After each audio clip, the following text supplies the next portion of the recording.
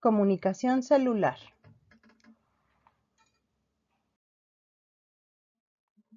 Veamos primero la señalización celular. La señalización celular hace referencia a los mecanismos mediante los cuales las células se comunican entre sí. La mayoría de las células de los organismos tanto emiten como reciben señales. La recepción de las señales depende de las proteínas receptoras situadas casi siempre en la superficie celular, que se unen a la molécula señal. Como podemos ver aquí, tenemos a la célula emisora que va a liberar ciertas sustancias que se llaman ligando, y la célula receptora o célula diana va a tener un receptor en la membrana de la superficie de la célula que va a ser compatible con este ligando. Y justamente hay otras células que no son células receptoras porque no tienen este receptor en la membrana. La señalización celular supone una serie de procesos. La célula debe enviar una señal. Si las células diana, o sea, las células que no responden a la señal, no están próximas, la señal debe ser transportada hasta ellos. A continuación, estas células recibirán la información indicada. Este proceso se llama recepción. Moléculas de señalización. En muchos casos, la molécula de señalización llamada ligando se une a un receptor en la superficie de la célula diana.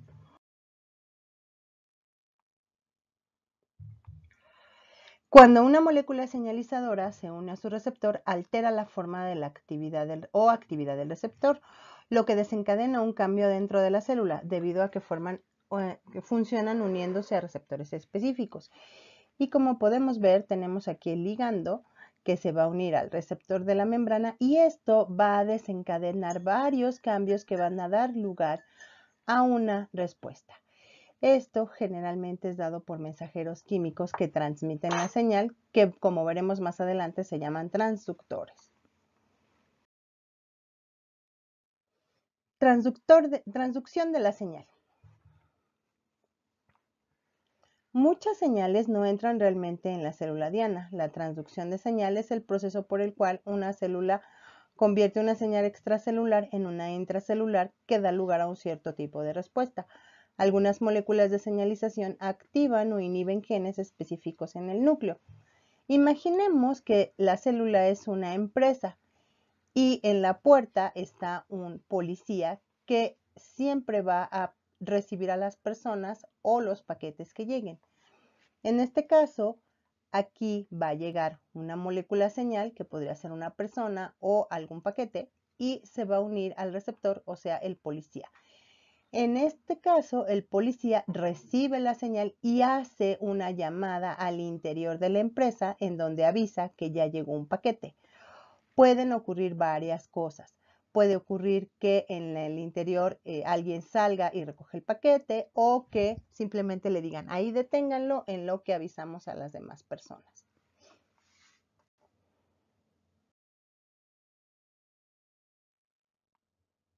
Formas de señalización. La comunicación celular se ha clasificado en función de la distancia que existe entre la molécula señal o ligando y el lugar donde se encuentra la célula receptora. Los métodos de comunicación entre las células se dividen en 4 amplias categorías: directa, yuxtácrina, sináptica, parácrina y endocrina.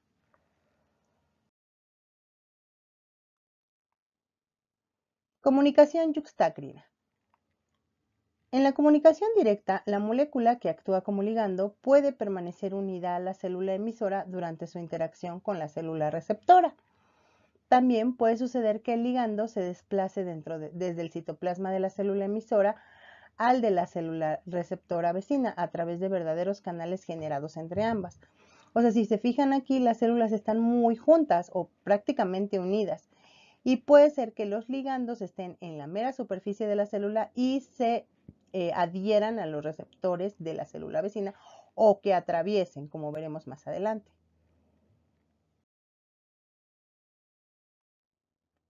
Y aquí podemos ver este tipo de uniones de canales o uniones gap de la conexión que va a permitir que alguna molécula ligando vaya a atravesar directamente hacia el citoplasma de una célula a la otra. Algunos tejidos, como el músculo cardíaco, tienen uniones comunicantes que vinculan en forma directa el interior de las células adyacentes, permitiendo que los iones y las señales eléctricas fluyan entre ellas. Se encuentran, por ejemplo, en el corazón, músculo liso e intestino. Usualmente no necesitan la liberación de moléculas señalizadoras. La transducción se completa cuando una molécula señalizadora, o sea, el ligando, anclada en la membrana de la célula señalizadora, se une a la molécula receptora o receptor situada en la membrana de la célula diana o célula blanco. Comunicación paracrina. Esta se da cuando la molécula señal o ligando solo afecta a las células que se encuentran cercanas a la célula que secretó el ligando. Un ejemplo de este proceso sucede cuando alguien se raspa. Entonces las células dañadas liberan histamina que actúa como señal paracrina, pues difunde a los capilares de las áreas cercanas a la lesión y los hace más permeables a los glóbulos blancos y a los anticuerpos del plasma. Entonces aquí podemos ver a la célula señalizadora que está liberando todos estos moléculas señal a las células vecinas. Un ejemplo, como vimos, son los factores de crecimiento y los mediadores inflamatorios, como las histaminas.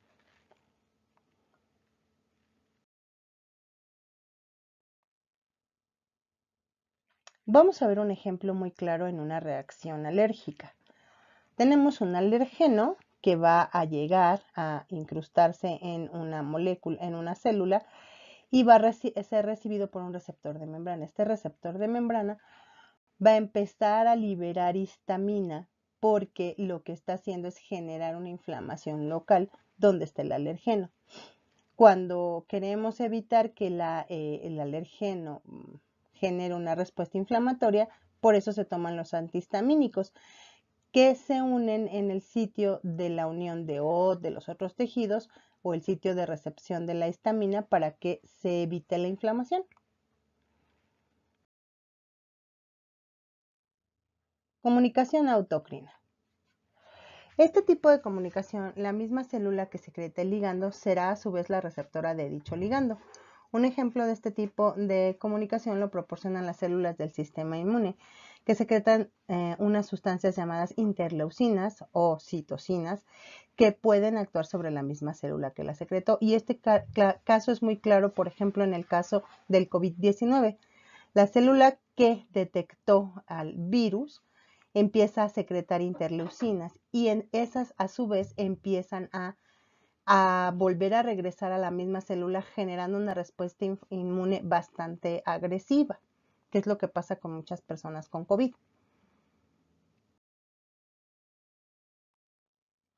Comunicación endocrina. Esta comunicación sucede cuando la célula receptora y la célula emisora se encuentran muy distantes la una de la otra dentro del organismo, por lo que el ligando viaja por el torrente sanguíneo para llegar a la célula receptora. En animales y vegetales implica la liberación de sustancias de las células al fluido extracelular, llamadas hormonas. Y como podemos ver, aquí tenemos a la célula secretora que empieza a liberar un montón de moléculas señal. Estas moléculas señal viajan por el torrente sanguíneo hasta llegar a la célula blanco o célula diana.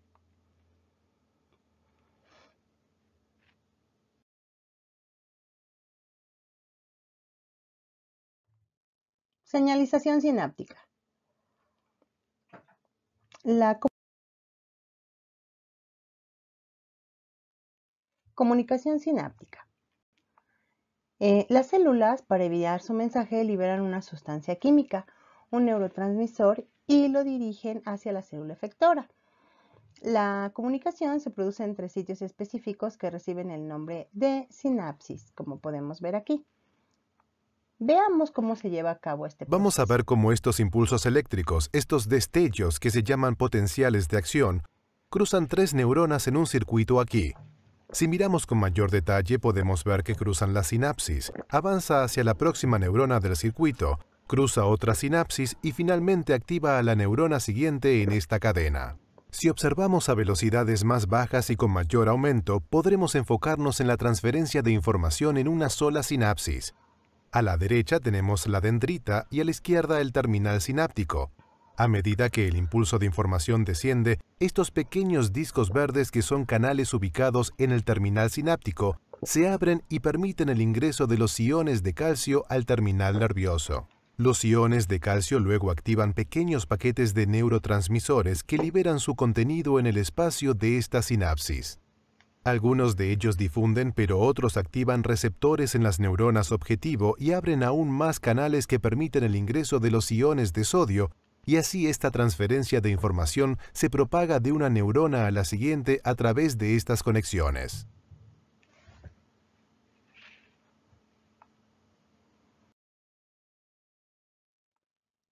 Como vimos en el video, vamos a ver que las moléculas del neurotransmisor se unen a los receptores situados en la superficie de la célula efectora y provocan cambios químicos en la membrana celular y en el interior de la misma célula. A esto se le conoce como potencial de acción. Recordemos que se abren canales de calcio que van a permitir que estas vesículas con el neurotransmisor van a llegar a la superficie de la célula emisora, o sea, de la neurona presináptica, van a liberar este neurotransmisor y van a llegar y no entran a la otra célula, sino que se pegan a los receptores de membrana de la neurona postsináptica, lo que hace que haya un cambio en estos son receptores ligados a canales iónicos y lo que van a hacer es que va a entrar muchísimo calcio y se va a reactivar la bomba de sodio potasio. Recordemos que lo que va a hacer es un cambio en la polarización de la membrana, lo que va a llevar a cabo el potencial de acción que va a atravesar por toda la neurona y va a conectar neuronas subsecuentes. Actúan sobre distancias cortas, sobre una célula en particular o un grupo de ellas, y pueden desarrollarse en cuestión de milisegundos.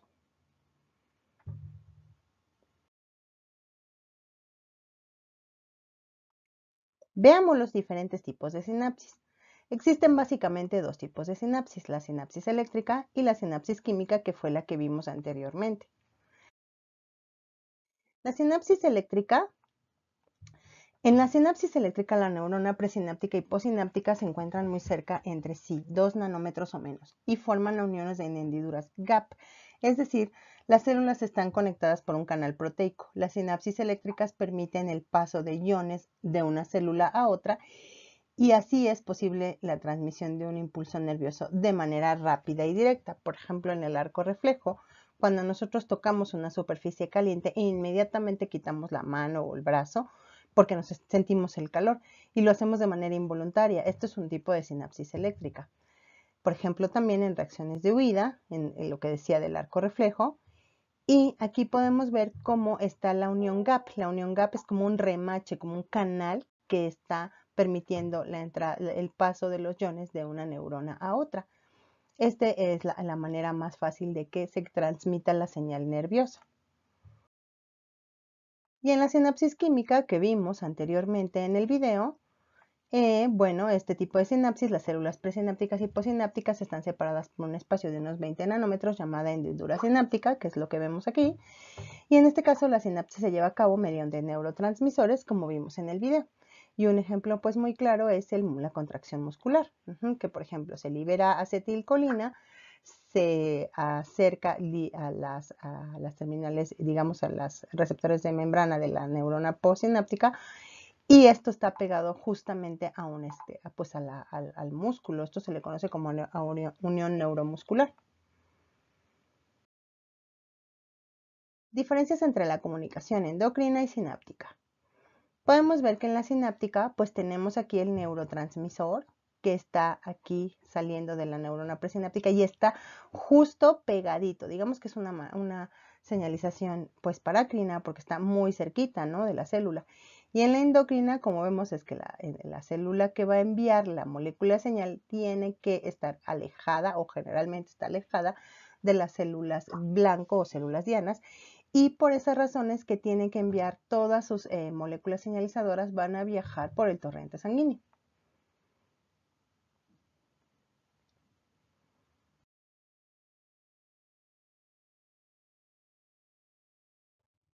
Transducción de señales. ligandos y receptores. Molécula señal. Las proteínas son pequeños, la molécula señal pueden ser proteínas, pequeños péptidos, aminoácidos, nucleótidos, esteroides, retinoides derivados de ácidos grasos, gases disueltos como óxido nítrico y monóxido de carbono. Y como podemos ver aquí, bueno, pues son diferentes las moléculas que están involucradas en la señalización, en el fluido. Receptores. Los receptores son proteínas o glucoproteínas grandes que se unen a las moléculas de señalización que platicábamos. Tienen dos funciones: unir el ligando u hormona u otra molécula usada para transmitir la señal. Y aquí podemos ver otra de las funciones: transformar el mensaje del ligando en una respuesta celular. Y podemos ver aquí cómo llegan estos triangulitos y circulitos rojos que son las moléculas señalizadoras. Las moléculas verdes que están atravesando la membrana o que están en la membrana plasmática, pues son los receptores, y como decíamos, tienen también la función de transformar este mensaje, o sea, de transducir el mensaje. Ligandos y receptores. Los receptores y ligandos son de muchas formas, pero todos tienen algo en común. Vienen en pares combinados en los que un receptor solo reconoce uno o algunos ligandos específicos y un ligando que solo se une a unos o algunos receptores diana.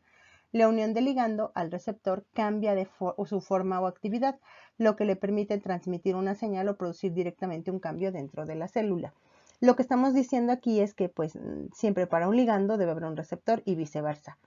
Puede haber diferentes, pero generalmente solo para un ligando, pues sí, pues puede haber diferentes, pero por ejemplo para un ligando solamente debe haber un receptor, o puede haber otro receptor, pero no más.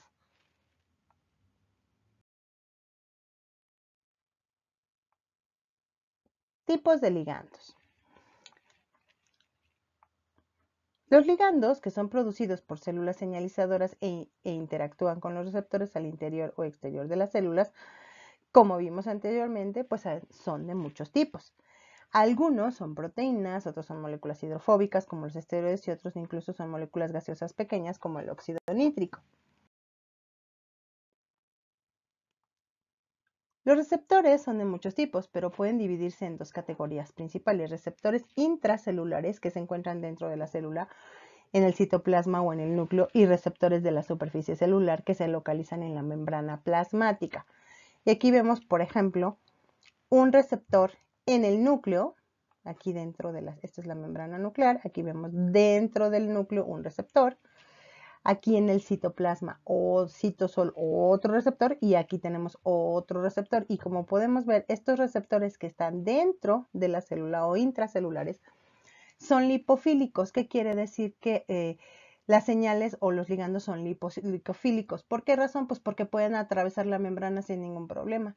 Y los que están en la superficie celular generalmente tienen o son receptores de molécula señal lipofóbica. Quiere decir que no pueden atravesar la membrana. Vamos a hablar de los receptores intracelulares. Generalmente son factores de transcripción, es decir, son proteínas que regulan la expresión de genes específicos. Como vimos anteriormente, los factores de transcripción son los que ayudan a que se una la RNA polimerasa en el sitio específico de DNA que queremos que se transcriba. Los ligandos que se unen a los receptores intracelulares son moléculas de señalización hidrófobas de pequeño tamaño que pueden difundirse a través de la membrana de las células diana. Generalmente son hormonas.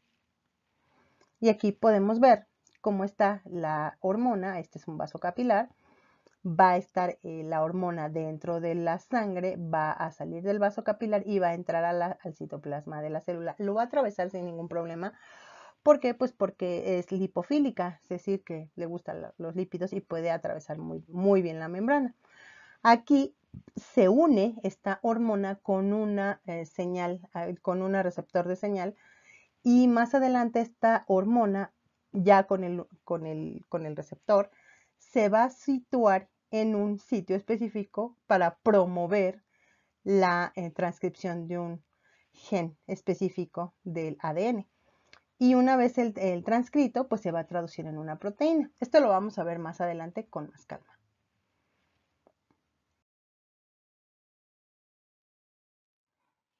Receptores de superficie celular. En la superficie celular se encuentran tres tipos de receptores. Los receptores asociados a canales iónicos, que más o menos es lo que vimos con lo de la señalización sináptica, los receptores acoplados a proteínas G y los receptores con actividad enzimática. Los receptores asociados a canales iónicos. Bueno, fue más o menos lo que vimos al inicio. También se denominan canales dependientes de ligando. La unión del ligando cambia la conformación del receptor de modo que hay flujo de iones específicos a través de él. El movimiento de iones altera el potencial de membrana a través de la membrana celular, por ejemplo, el receptor de acetilcolina en la unión neuromuscular. Entonces, sabemos que generalmente los neurotransmisores son los que se van a unir a receptores asociados a canales iónicos. En el momento en el que la célula la célula receptora recibe la señal del neurotransmisor, el receptor de membrana va a abrir canales iónicos para que entren calcio, sodio, etcétera, para que cambie el potencial de la membrana y entonces se lleve a cabo el impulso nervioso.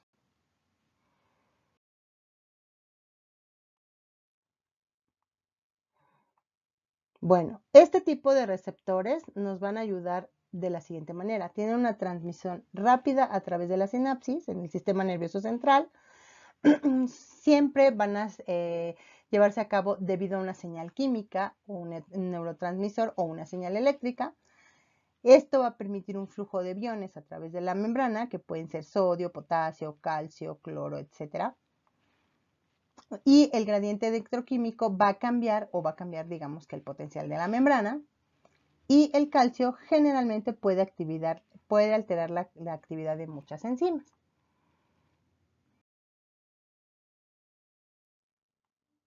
Receptores con actividad enzimática. Funcionan directamente como enzimas o se asocian a ellas. En algunos casos, el dominio intracelular de receptores es realmente una enzima que puede catalizar una reacción. Otros receptores asociados a enzimas tienen un dominio intracelular que interactúa con una enzima. Y entonces podemos ver aquí la molécula señalizadora. Tenemos aquí el receptor inactivo, que tiene un dominio catalítico que se va a convertir en la enzima. Y entonces, al unirse este receptor, va a hacer que se junte este dominio catalítico y se forma, ahora sí, o se activa el poder enzimático que tienen estos receptores. O en este caso, por ejemplo, tenemos aquí también separados los dominios de la molécula señal, del receptor, llega a la molécula señalizadora, se pega y hace que estas dos proteínas se unan y activen una enzima que está ahí al lado.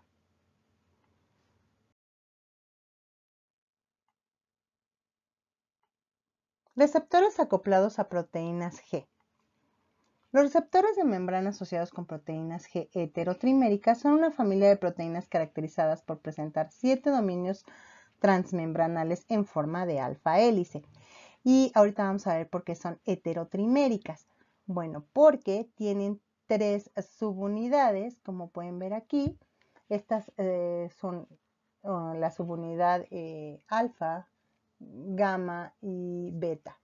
Y en este caso vamos a ver que están asociados con unos dominios de la proteína que son 7 alfa hélices. Veamos 1, 2, 3, 4, 5, 6, 7, ¿ok? Se les conoce también como receptores metabotrópicos. Más adelante veremos por qué.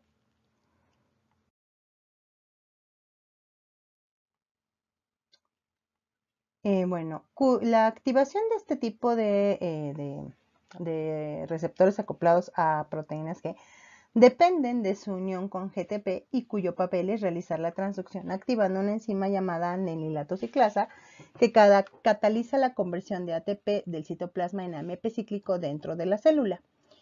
Y como vemos aquí, estas tres subunidades, la beta, la gamma y la alfa, están, aunque no se ve aquí, unidos a un GDP.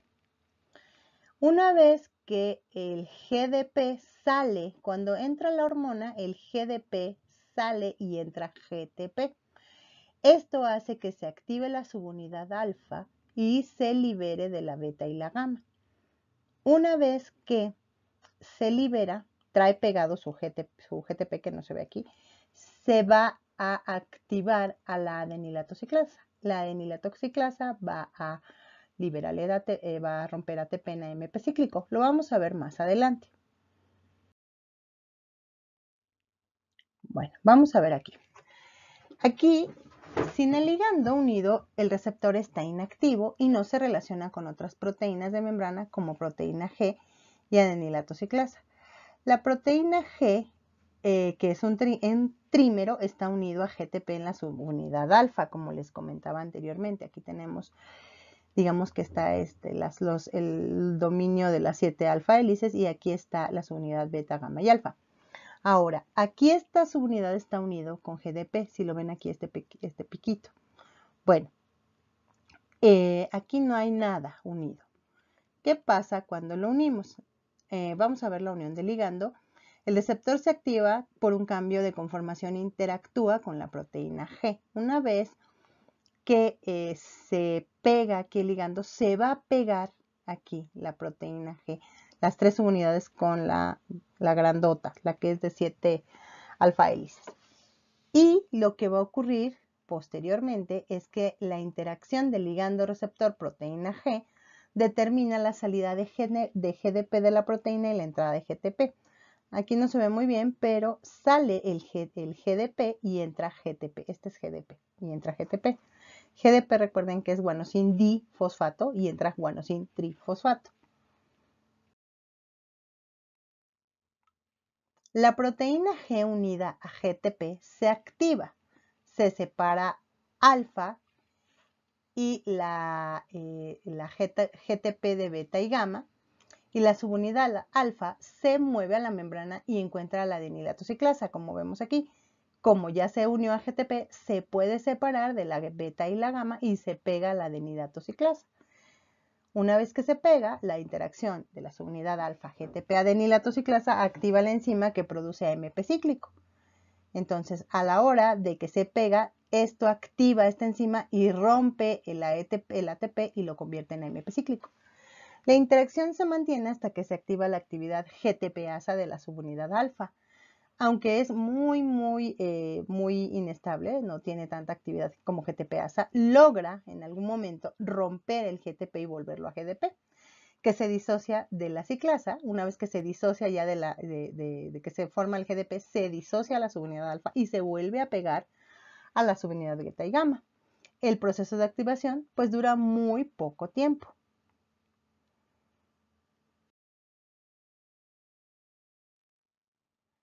Veamos ejemplos en los que puede ocurrir esta situación, que se puedan utilizar las proteínas G.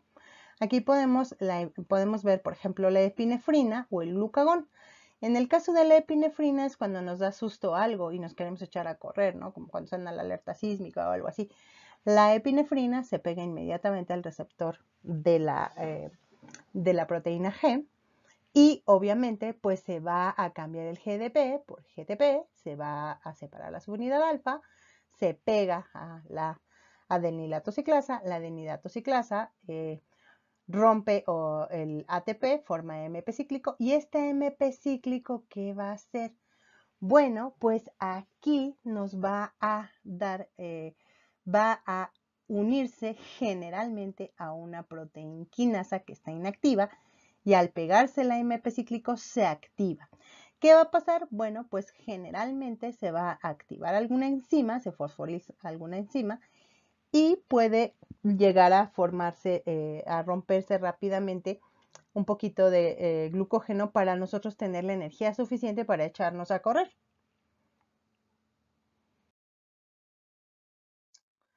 Vamos a ver más ejemplos de señalización de las proteínas G. En el ojo de los vertebrados se encuentra un receptor denominado rodopsina, que se activa con la luz. La rodopsina forma parte de una ruta de transducción de señales que permite la visión con luz tenue.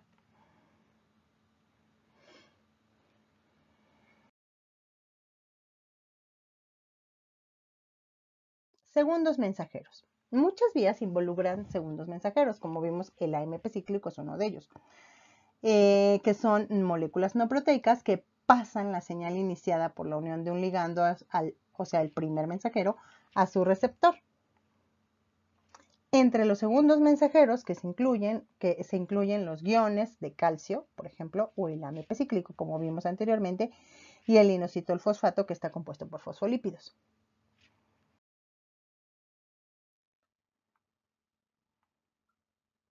Vamos a ver cómo se amplifica la señal. Una combinación de segundos mensajeros como iones de calcio, trifosfato de inositol y diacetilglicerol, estos dos últimos originan la digestión de la propia membrana y pueden activar la formación de GMP cíclico, o bien seguir el mismo proceso de transducción de señales o de amplificación de la señal hacia el interior con la formación de AMP cíclico, como vemos aquí. Este es un ejemplo de una amplificación de una señal.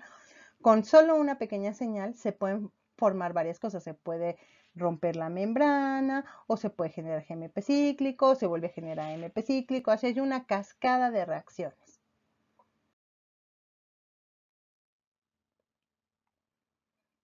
Bueno, el AMP cíclico es un modulador específico de varios sistemas de fosforilación o activación de enzimas. La adenilato ciclasa, como vimos anteriormente, convierte el ATP en AMP cíclico al quitarle dos fosfatos y unir el fosfato restante al azúcar para formar un anillo. Aquí tenemos el AMP cíclico, o sea, perdón, el ATP, y ya vemos que tiene aquí su adenina, su azúcar y sus 3 fosfatos. La adenilato ciclasa rompe aquí estos 2 fosfatos y los libera, y el que queda lo cicla, lo hace un pequeño anillo.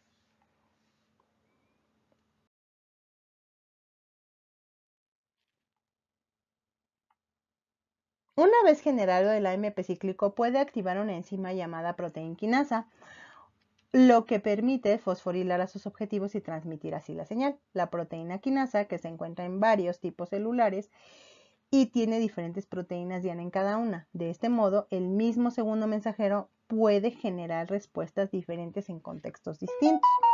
Aquí lo podemos ver. Entonces, aquí vemos que aquí está la proteína G, se forma el AMP cíclico, y se puede activar una o más enzimas, o se puede generar la transcripción de un gen mediante algunos, o sea, se puede formar como un factor de transcripción de algún gen, o se puede activar otra enzima.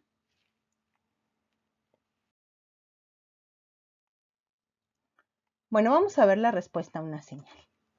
Las señales, o sea, los ligandos y los receptores al unirse pueden desencadenar una amplia variedad de cascadas de transmisión dentro de la célula, de las cortas y sencillas a las largas y complejas. Cada célula está programada para responder a combinaciones específicas de molécula señal. Las respuestas se relacionan como supervivencia o metabolismo normal, proliferación celular, diferenciación celular, motilidad o muerte celular. Aquí, por ejemplo, vemos que hay aquí hay varios estímulos de supervivencia de la célula. Aquí hay varios estímulos, como ven, de color azul y otros de color rojo, que van a hacer que la célula se divida. Aquí vemos varios estímulos que hacen que la célula se diferencie o en otro tejido celular. Y aquí, por ejemplo, que no haya ningún estímulo tal vez haga que la célula muera.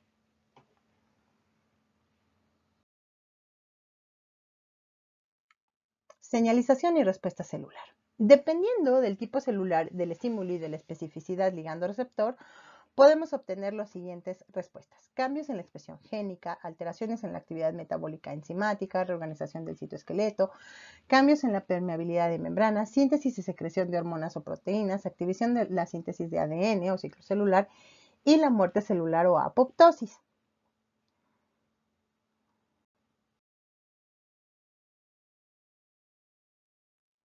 Expresión de los genes, que también es una respuesta. Vamos a ver qué pasa ahí. Muchas vías de señalización producen una respuesta celular que implica un cambio en la expresión de los genes. Involucra dos pasos importantes que ya conocemos, transcripción y traducción. Un ejemplo es el factor de crecimiento o la división celular. Y aquí podemos ver, ¿no?, que tenemos que aquí está un grupo de células y lo que va a ocurrir es que hay un cambio en la maquinaria molecular que va a hacer que algún gen se exprese y entonces haya una proliferación celular.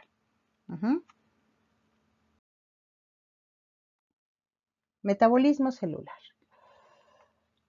Algunas vías de señalización producen una respuesta metabólica en la que las enzimas metabólicas en las células se vuelven más o menos activas. Un ejemplo es la adrenalina, también conocida como epinefrina. Es una hormona que produce la glándula suprarrenal y que prepara el cuerpo para urgencias a corto plazo. Vimos anteriormente este ejemplo con las proteínas G. Entonces aquí vemos que está el receptor de la epinefrina, que generalmente es una proteína G, que aquí está la adenilato ciclasa. Recordemos que se va a activar la adenilato ciclasa por la subunidad alfa, etcétera, etcétera, y va a formar el AMP cíclico. Este AMP cíclico, como segundo mensajero, que sabemos que va a transducir la señal y va a activar a una enzima que se llama glucógeno fosforilasa activa, y lo que ocurre es que va a generar que el glucógeno se rompa. Este glucógeno, recordemos que está en las células del hígado o en los músculos, y va a romperlos para formar la glucosa que vamos a ocupar para salir corriendo, por ejemplo, cuando suena la alerta sísmica.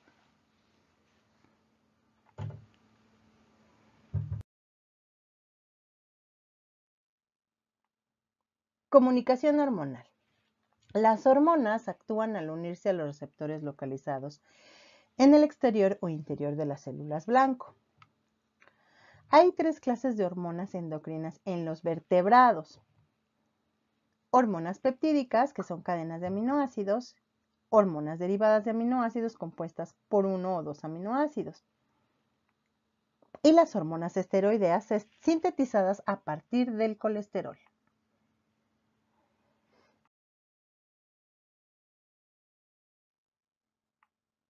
Las hormonas peptídicas y hormonas derivadas de los aminoácidos son solubles en agua, o sea, hidrofílicas. Por lo tanto, estas hormonas no pueden difundirse a través de la bicapa fosfolipídica de la membrana plasmática.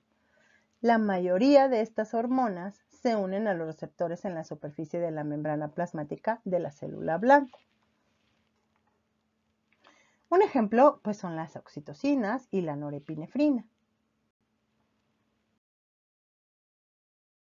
Vamos a ver cómo se lleva a cabo este proceso. Si tenemos aquí una hormona derivada de un aminoácido, pues ya sabemos que no va a poder atravesar la membrana, entonces tiene un receptor de membrana que va a poder a contestar a la señal o va a poder responder a la señal de esta hormona. 1. La hormona se une a un receptor en la membrana plasmática de una célula blanco, como vemos aquí. Esta unión de hormona receptor activa la enzima que cataliza la síntesis de un segundo mensajero como AMP cíclico. En este caso, pues esta va a activar a las proteínas G y se va a formar AMP cíclico. Acuérdense que se une a la adenilato ciclasa. 3. El segundo mensajero activa otras enzimas. Este segundo mensajero, que es el AMP cíclico, pues va a activar una enzima. Esta es una enzima inactiva. Se va a formar esta enzima activa. ¿Y qué va a pasar? Bueno, esta enzima va a catalizar pues alguna reacción específica. Aquí tenemos un reactante y aquí tenemos un producto. Hormonas esteroideas. Las hormonas esteroideas son solubles en los lípidos y la acción de las hormonas esteroideas empieza con la difusión hormonal a través de la membrana plasmática. ¿Por qué? Pues porque les gustan las grasas y recordemos que las membranas plasmáticas están hechas de fosfolípidos.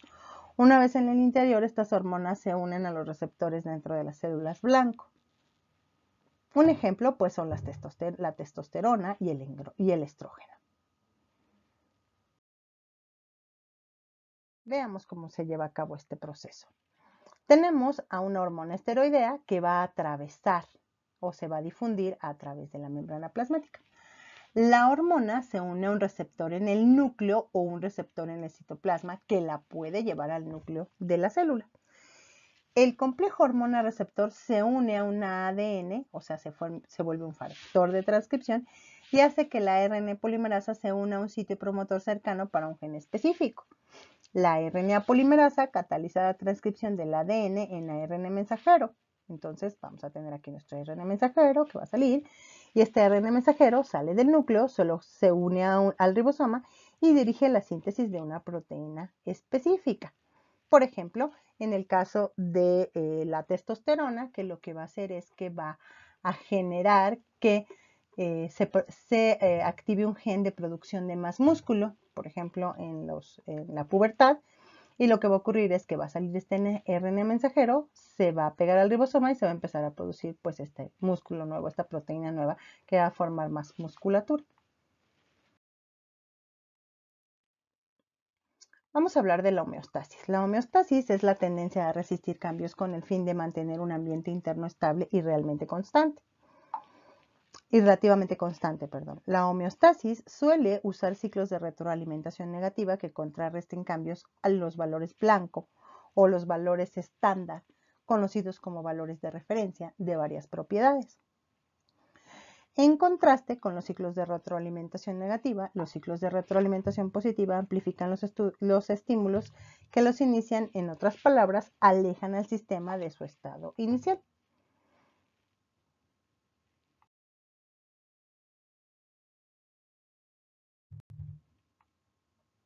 Retroalimentación negativa. La acción hormonal casi siempre está regulada mediante retroalimentación negativa, proceso en el que una hormona provoca cambios que inhiben una mayor secreción de esa hormona. Entonces, por ejemplo, aquí tenemos el ciclo de la temperatura. Entonces podemos tener aquí el estímulo, que podría ser la temperatura alta, hay un sensor de la temperatura, va esto a un centro de control y se produce una respuesta o un efector.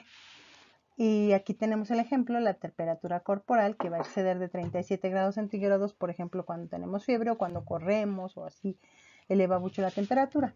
Entonces los sensores, como las células nerviosas con terminaciones en piel y cerebro, se avisan a un centro de control regulador de la temperatura en el cerebro y entonces esto va a generar que las glándulas sudoríparas empiecen a funcionar en todo el cuerpo para poder refrescarnos.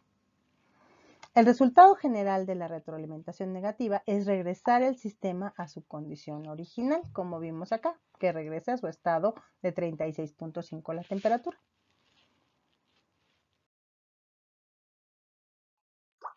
Alteraciones en la retroalimentación que alteran la homeostasis. La diabetes es una enfermedad causada por un circuito de retroalimentación descompuesto en el que participa la hormona insulina. El ciclo de retroalimentación que se descompuso hace que sea difícil o imposible que el cuerpo disminuya una glucemia alta hasta un nivel saludable. Miren, aquí vemos que está aquí el alimento, la concha, la dona o lo que quieran. Y aquí se va a empezar a generar todo el azúcar que va a ir a la sangre. ¿Qué va a pasar? Bueno, pues en condiciones normales, el páncreas, cuando ve que hay muchísima azúcar en la sangre, va a liberar insulina. La insulina va a ser como que digamos el portero que tiene la llave para que se abra la compuerta de la célula y se pueda ingresar al interior el azúcar o la glucosa. Esta insulina, bueno, pues a veces puede ser que funcione, a veces que no. Ahorita vamos a ver por qué. La diabetes ocurre cuando el páncreas de una persona no produce suficiente insulina o las células del cuerpo dejan de responder a la insulina o ambas situaciones. En estas condiciones, las células del cuerpo no toman fácilmente la glucosa, por lo que la concentración de azúcar en la sangre permanece elevada por un largo periodo de tiempo después de una comida. Sí, o sea, como que lo que pasa que una de dos. O las células del cuerpo ya no le hacen caso al portero, aunque traiga la llave, no le quieren abrir la puerta, o de plano el páncreas no la produce.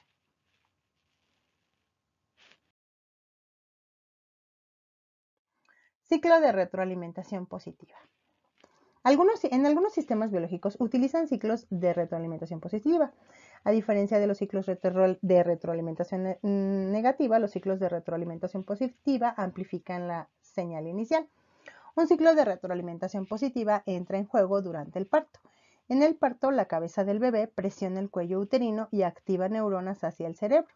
Las neuronas envían una señal que hace que la glándula pituitaria libere la hormona oxitocina para que pues, el bebé pueda nacer.